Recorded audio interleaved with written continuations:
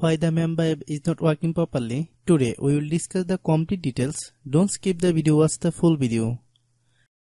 Hello guys, and welcome back to my YouTube channel Shaem Tech BD. Today I will discuss how to fix Mamba app. After the update, the app stopped loading. I have a request. If you are new to channel, please subscribe and stay with us. Open settings. Open the date and time settings. Tap Set Time Automatically to reset time to whatever location you are currently at.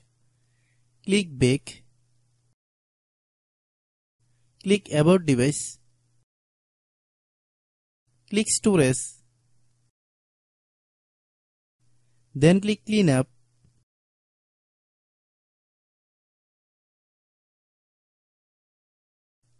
Click Clean. Click Back. Click Apps. Click App Management. Find Mamba app. Click Mamba app. Click Storage Use. Click Clear Cache. Then click Clear Data. If you clear data, you will need to relog into your account. Then click Delete.